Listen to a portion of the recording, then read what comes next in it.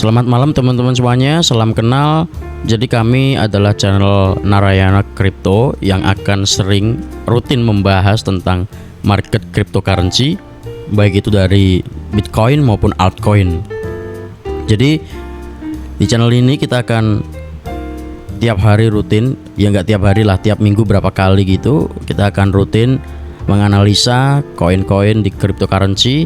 Bagi teman-teman yang mau request, silahkan tinggalkan di kolom komentar. Nah, sebelum kita mulai, disclaimer on ya, bahwasanya analisa yang kita lakukan ini adalah opini pribadi dan apa yang kita ketahui dari pengalaman dan juga sertifikasi yang kita ambil. Jadi apabila teman-teman memiliki beda pandangan, yaitu wajar, dan jangan dijadikan analisa kami ini sebagai satu-satunya patokan ya. Teman-teman harus bisa menganalisa ulang sendiri.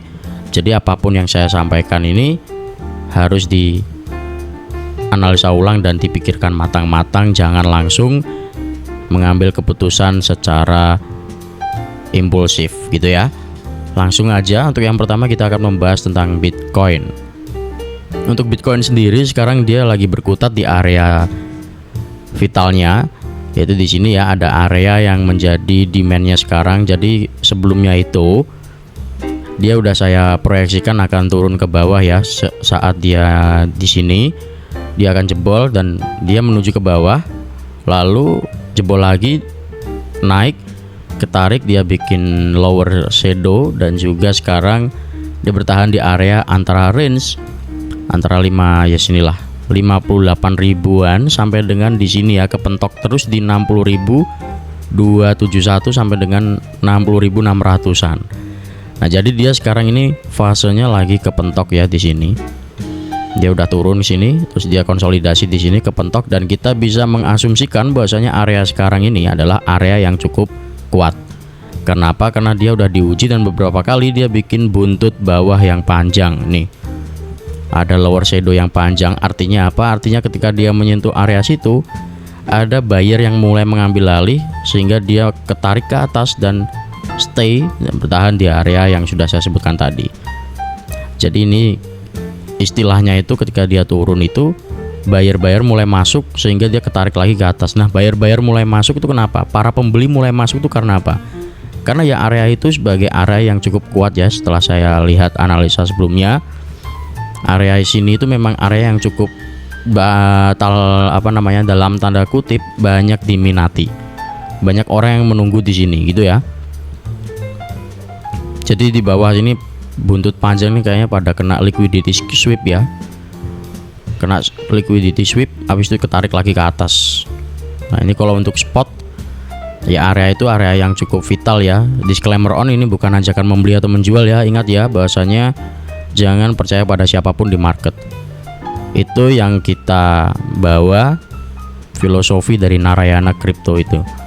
Jadi Narayana Crypto Analyze ini adalah channel kripto, analisa kripto yang menjunjung tinggi kebijaksanaan, pola pikir yang jernih, dan juga manajemen resiko yang ketat. Jadi sesuai dengan namanya ya, teman-teman bisa baca sendiri di deskripsi channel kami ya, kenapa kami memilih nama Narayana. Karena ada dasar filosofis dari nama tersebut gitu ya. Jadi nggak asal-asalan. Termasuk kita memberikan analisa ini juga memiliki pertimbangan yang matang, dan jangan sampai teman-teman setelah melihat channel kami itu langsung berpikiran impulsif ya, harus dianalisa ulang. Intinya gitu. Jangan percaya pada siapapun di market, termasuk pada channel ini dan saya pribadi gitu ya. Untuk kedepannya gimana? Kalau menurut saya konservatif, tunggu aja dia break dari 60.271. Break itu closing ya, bukan cuma nyentuh doang. Kalau nyentuh doang sama aja, bikin buntut kayak gini ya sama aja.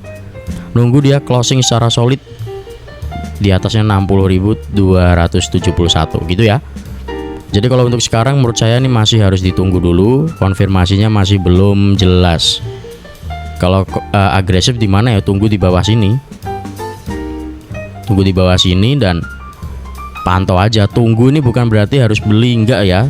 Saya nggak menginstruksikan untuk menunggu beli, enggak ya. Tapi area yang bisa diperhatikan itu ya di bawah sini. tunggu aja sampai situ, terus baru diperhatikan dan dipertimbangkan. Keputusan jual atau beli balik lagi ada di tangan teman-teman. Saya nggak menginstruksikan kalau nyentuh bawah harus beli, enggak ya. Ya teman-teman harus bisa menangkap apa yang menjadi pemaparan saya. Jadi jangan serta-merta area pentingnya di bawah, supportnya di situ, terus langsung masuk ke situ. Jangan ya, tapi harus dianalisa ulang. Itu ya untuk Bitcoin gitu. Ini arahnya masih sideways, masih konsolidasi di situ-situ aja, dan kalau saya rasa sih ini area yang cukup kuat ya. Dua area ini, range area yang sudah saya tandain ini area yang cukup kuat. Terbukti dia udah diuji berapa kali ini dalam waktu dekat. Ya tunggu aja dia bisa break closing di atas 60.271 itu tadi ya, baru kita perhatikan dan pantau. Kalau udah break closing di situ gimana? Ya harus diperhatikan dulu, jangan langsung masuk ya.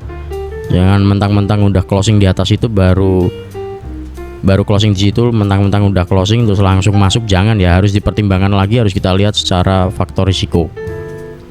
Kalau dari tren short termnya kita ambil aja 1 jam ya teman-teman, dari time frame 1 jam. Ya ini kalau kita lihat dia juga masih berada di range sini, dan kalau kita lihat dari time frame 1 jam ini dia udah bikin shooting star ya, ini harus hati-hati juga. Sekarang juga masih ditopang sama MA20 nya. Cuma kalau menurut saya karena dia udah bikin kayak gini harus hati-hati ya. Ini udah 2 kali dia bikin shooting star. Terus ini meskipun closingnya hijau tapi harus hati-hati juga. Nah sekarang kalau kita lihat supportnya ada di mana, di 59806 ya. Ini MA20 nya di situ. Dan untuk kuatnya di 59600 ini ya. Ini bisa teman-teman lihat, ini harus hati-hati juga sih sebenarnya untuk time frame 1 jamnya, karena ini masih rawan untuk terjadi break ke bawah ya. Nah ini harus hati-hati. Ini untuk time frame 1 jamnya teman-teman. Untuk short termnya ya kemungkinan ketika nyentuh sini ada pantulan ya, ada pantulan. Jadi skenario nya seperti apa? Skenario nya seperti ini. Bentar. Ini ada sini ada pantulan dikit ya, nanti pas mendekati ujung pattern ini baru ada, kalau menurut saya pribadi ya, ada ini ada break, entah itu break ke bawah atau masih konsolidasi. Jadi kalau menurut saya seperti ini sih untuk skenario nya Bitcoin ini ya. Ini skenario dalam time frame 1 jam ya. Kalau dari weekly, bentar, nge-lag ini. Ini untuk time frame 1 jam. Untuk weekly ya ini masih berkutat di sini ya. Ya tunggu aja lah untuk weekly closingnya. Untuk daily tadi ya. Jadi secara garis besar untuk daily dan weekly sebenarnya tinggal kita tunggu konfirmasi aja sih. Weekly juga gitu ya. Weekly kan ini udah bikin perlawanan ya. Kan setelah dia merah ini udah bikin perlawanan bertahan di sini ya. Tinggal kita tunggu aja sih closing weekly kali ini nanti arahnya kemana. Karena ini menentukan juga ya, weekly sekarang closingnya itu menurut saya menentukan. Tinggal tunggu aja sih kalau untuk time frame jauh ya. Tuh, ini untuk Bitcoin teman-teman. Kita lanjut ke Solana. Untuk Solana sendiri dari time frame daily, bentar, kalau kita lihat, oh ini udah pernah saya analisa, udah break ya ternyata. Dia udah break. Ini sekarang di sini di area atas, ya ini cukup oke lah ini. Dia udah break. Untuk sekarang support terdekatnya di sini ya, di Fibo 0,382 itu bisa dilihat sendiri angkanya. Ya ini arahnya ini masih bisa untuk konsolidasi sih. Kalau menurut saya ini masih bisa untuk konsolidasi di sini. Baru nanti untuk target terdekatnya di mana, di MA sini ya. MA ini MA berapa ini? MA 20 ya. Bentar, MA 10 ya, MA 10 di 751 ya, itulah 75 lah, di 75 ya kita anggapnya. Itu ya untuk si Solana secara daily kayak gitu. Ini masih bisa konsolidasi dulu. Nah, kita lihat konfirmasinya ya. Untuk weekly apakah udah ada? Secara candle dan struktur seperti apa, coba kita lihat untuk weekly dan time frame kecil ya. Untuk weekly masih di situ-situ aja. Tapi weekly minggu lalunya dia bikin buntut panjang gini, dia bikin inverted hammer. Ini dia bikin hanging man. Ini hanging man tapi bukan hanging man ya, ini di bawah inverted hammer ini. 1 jam, coba kita lihat 1 jam dan 4 jam. Coba kita lihat ya.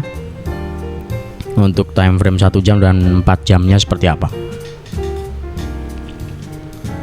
Kok nge-lag banget sih, astaga. Sebentar ya teman-teman, nge-lag ini. Nah ini untuk time frame 1 jamnya ini masih di atas ya. Kalau untuk time frame 1 jam ini masih di atasnya MA. Jadi perhatikan aja MA ini, MA 20 nya ya, di 72 ribuan. Nah ini perhatikan aja ya, ini di 72, di 72. Kok 72.000 sih, di 72, mohon maaf. Di sini perhatikan aja itu ya, 72. Ini ada respon dia, nyentuh situ, ketarik. Jadi perhatikan aja sini. Perhatikan sini ya, 72, dan kalau menurut saya sih mending lihat aja di sini 71.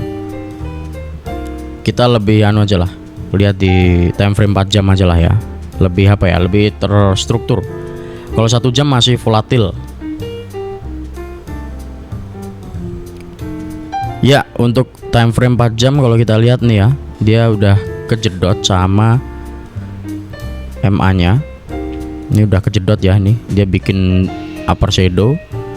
Ya ini untuk arahnya ini bisa, ini kan nanti semakin gini nih. Nah jadi arahnya nanti bisa uji situ dulu di 72-an. Ini ada menumpuk juga. Jadi untuk support pentingnya ya di sini ya, sini sampai sini. 70 sampai dengan 71-an lah, ini yang saya lingkarin ya teman-teman nih. Ini area pentingnya. Ini untuk Solana teman-teman. Jadi arahnya nih masih bisa untuk menguji dulu, terus habis itu nanti mantul. Ini kalau kita lihat, ya. Sebentar. Coba daily. Kalau secara daily, oke. Ya masih sama ini di sini. Lihat aja 70 ya. Ini untuk support pentingnya. Untuk terdekat ya, minornya. Balik lagi teman-teman harus bisa menganalisa ulang, jangan ditelan mentah-mentah apa yang saya sampaikan. Nah, kalau untuk secara konservatif tunggu dia bisa break dari 73 ya. Break dan closing, inget ya. Break dan closing, bukan break doang tapi closingnya juga di atas 73. Nih, yang saya lingkarin inilah pokoknya. Dia bisa closing di sini, di atas sini. Nah, itu baru kita pantau karena dia arahnya bisa uji sini lagi. 81. Ini untuk Solana. Kita ke ETH dan terakhir BNB ya.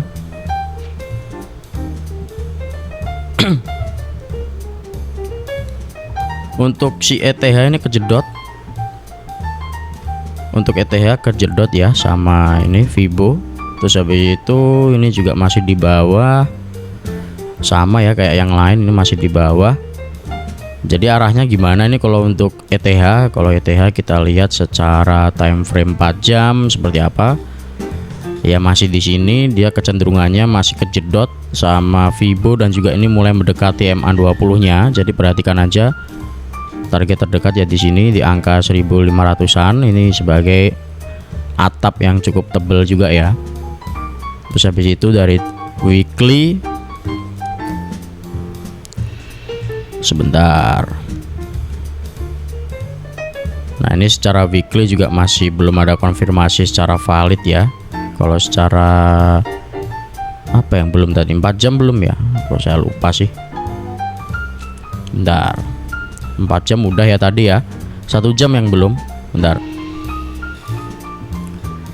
Untuk time frame 1 jamnya kalau kita lihat, sebentar, ini masih loading ya. Bentar. Nah, ini masih berkutat di sini. Jadi untuk 1 jamnya, kalau menurut saya pribadi ya, hati-hati. Mungkin ini bisa lah ini untuk uji sini. Cuma ya ini balik lagi ntar. Ini udah berapa kali dia? Nih, ini udah hampir. Ini juga udah. Jadi ya secara pola, ketika dia udah mau menyentuh sini resisten 15-an 1500-an, kecenderungannya dia melemah lagi ya. Jadi harus hati-hati. Kalau kita lihat nih seperti ini membentuk pola ya. Kalau kita apa namanya, sebentar, kok nggak ada ya? Oh ini kalau kita lihat untuk area pentingnya ini bisa menjadi area supply dan juga area demand itu di sini ya. Nah ini ya, ini area supply dan area demandnya yang bisa teman-teman perhatikan, karena dia kecenderungannya bolak-balik nguji sini ya. Nah ini dia closing di bawah jebol, terus naik lagi, closing di atas, naik lagi. Ini juga gitu. Ini ya, bisa teman-teman lihat. Nah ini sekarang kan dia kejedot nih, maka arahnya probabilitas dia nguji bawah, turun, koreksi lagi. Kalau menurut saya ya. Tapi harus kita lihat konfirmasi di daily ya. Kalau di daily sendiri ya dia sekarang masih agak jauh ya dari ini apa namanya, trend line. Jadi kemungkinan bisa dia melemah lagi ya. Dia uji sini terus melemah, apalagi dia habis bikin lower shadow, sehingga perlu diwaspadai adanya seller yang mengambil alih ya. Nah ini dia kan udah jebol nih, tinggal tunggu dia responnya ke sini nih. Tinggal tunggu di sini. Menyentuh di 1589 ini tinggal kita lihat nih. Cuma ya, kalau kita perhatikan, ini kan ada penolakan ya, ada rejection nih di bawah sini. Terus ini dia candlenya secara solid nih, udah mulai tembus. Ya kalau kayak gini mending amannya tunggu sini, pas sampai sini jual gitu ya. Untuk yang future. Disclaimer on, ini bukan ajakan membeli atau menjual, ingat ya. Ini bukan ajakan membeli atau menjual. Kalau sampai sini diperhatikan aja, bukan dibeli atau di apa namanya, bukan ajakan membeli atau kita harus beli di sini, bukan ya. Tapi perhatikan aja, pertimbangkan pas nyampe di sini ya teman-teman, harus lihat resiko dan pertimbangan yang lain. Resistannya di sini gitu ya. Nah ini dia udah nyentuh kan, nih udah hampir nyentuh. Nah ini tinggal kita lihat responnya kayak gimana tuh. Kalau secara apa namanya, historical, kalau secara historical ya, ini candle udah lumayan bagus daripada sebelumnya. Secara historical dia pernah bikin candle seperti ini dan menyentuh atas itu masih belum pernah seperti ini gitu loh maksudnya. Ini baru pertama kali kalau kita lihat. Teman-teman kalau lihat ya, dia pernah uji atas ini tapi dia nggak bikin candle seperti ini loh. Nih teman-teman kalau lihat sendiri, ini dia seperti kayak ada persimpangan antara buyer and seller. Ini pas dia udah sampai sini, buyer mulai mengambil alih. Terus ini pas nyampe atas juga gitu, seller udah mulai mengambil alih nih. Nah ini kalau kita lihat ini ada di persimpangan dia. Nah konfirmasinya gimana? Konfirmasinya tunggu dia closing ya. Kalau menurut saya pribadi, tunggu dia closing di time frame 1 jam. Kalau closing dia solid nyentuh sini nggak ada buntut, bisa diperhatikan. Cuma masalahnya ini dia uji atas uji bawah juga. Jadi ibarat kata maju kena mundur kena. Jadi tunggu aja ini konfirmasi 1 jamnya seperti apa nanti, candlesticknya closingnya dalam time frame 1 jam itu macam mana gitu. Nah, ini tinggal kita lihat ya. Nih lihat coba ya, nih dia udah uji sini kan, udah bikin buntut atas, udah bikin upper shadow. Secara teoritis ketika dia udah nyentuh atas lalu ada upper shadow kayak gini, dan ketika closing masih bertahan seperti itu, closingnya ada upper shadow, maka yang terjadi adalah koreksi.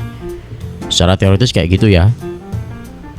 Jadi kalau misalnya dia seperti ini terus ya sampai closing, maka kecenderungannya harusnya sih koreksi lagi, dia balik lagi ke bawah, baru nanti ambil napas, ambil likuiditas, ada pantulan lagi. Disclaimer on, bukan ajakan membeli atau menjual.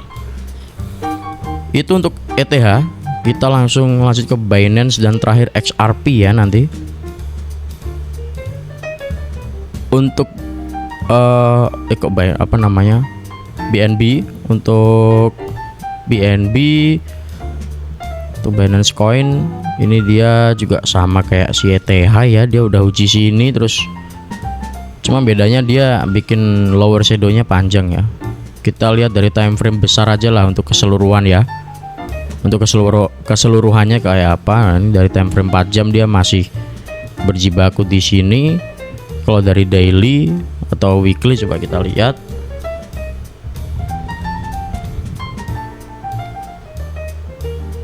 Sebentar ya. Untuk weekly ini masih belum ada konfirmasi valid sih. Dia masih belum ada konfirmasi secara valid kalau untuk weekly-nya ya. Kalau untuk daily sebentar, belum lihat ya daily. Untuk BNB ya. Nah, ini kalau untuk daily ini udah agak jelas ya. Dia ada rejection 2 kali di sini. Maka artinya ketika ada rejection sini, pantau aja untuk area penting supportnya 550 sampai 545 ya. Dan arahnya ya ketika dia udah nyentuh sini, maka ya arahnya bisa ke aduh. Bentar. Nah, ini dia gini ya. Ini harusnya ke sini, terus di bawah sini ya. Baru nanti ada pantulan. Secara teoritis sih seperti itu ya. Sebentar, ini mana nih? Oke, udah. Nah, ini secara teoritis seperti itu. Jadi probabilitas harusnya ini ada koreksi dulu sebelum dia mantul. Either atau entah itu di sini atau di bawah sini. Tapi secara teoritis harusnya di bawah ya. Secara teoritis di sini. Tapi kalau kita lihat dari high terakhirnya itu kan di sini ya. Berarti kecenderungannya bisa di sini, baru nanti ada pantulan. Itu secara teoritis seperti itu. Disclaimer bukan ajakan membeli atau menjual. Jadi ini ada kemungkinan dia uji sini dulu baru nanti turun, atau dia turun baru nanti dia uji atas gitu ya. Untuk skenario alternatifnya seperti itu. Ya tinggal kita tunggu daily hari ini closingnya seperti apa, karena menurut saya untuk daily hari ini dari BNB ini bisa untuk menentukan arah kedepannya ya. Tuh. Terakhir kita ke XRP, next aja lah ya XRP. Jadi kita udah analisa BNB, Solana, ETH dan BTC ya. Itu semoga bisa membantu teman-teman, dan ingat kami di sini hanya analisa pribadi ya, bukan ajakan membeli atau menjual. Jadi di sini kami hanya memberikan pandangan, opini, ilmu yang sudah kami punya dari pengalaman dan sertifikasi. Makanya kami bikin channel ini. Apabila masih salah ataupun ada ada beda pandangan, itu hal yang wajar, karena juga kami manusia bukan dukun ya yang bisa menebak arah market. Kita di sini hanya menganalisa ya, memproyeksikan. Jadi kami bukan dukun, bukan cenayang yang bisa menebak arah market, arahnya kemana ya. Tadi kan saya udah memaparkan bahasanya dengan pertimbangan-pertimbangan tersebut arahnya bisa either ke atas atau ke bawah, tapi probabilitasnya dari faktor-faktor yang ada itu kan bisa kita rangkum. Oh, dari faktor-faktor ini, misalnya dari faktor naik ke atas tuh faktornya apa aja, terus faktor kalau turun itu apa aja. Nah itu kita kan bisa rangkum, bisa kita cari mana yang ini mendekati probabilitasnya itu untuk entah itu naik atau turun gitu. Jadi kita cari probabilitasnya. Nyari probabilitasnya dari mana ya? Dari faktor-faktor tadi dan pertimbangan-pertimbangan. Entah itu misalnya sekarang kondisi candlenya itu closing jelek, sekarang masih di bawah MA, sekarang masih downtrend, atau sekarang masih berada di area yang belum menjadi demand dan lain sebagainya. Seperti itu ya. Ini untuk pembahasan kita pertama, video pertama kita di channel ini. Semoga membantu teman-teman. Silahkan dukung channel kami. Kami akan sering update market kripto dan menemani teman-teman. Dan ingat, ini bukan ajakan membeli atau menjual. Terima kasih teman-teman semuanya. Selamat malam, salam Narayana, salam kebijaksanaan.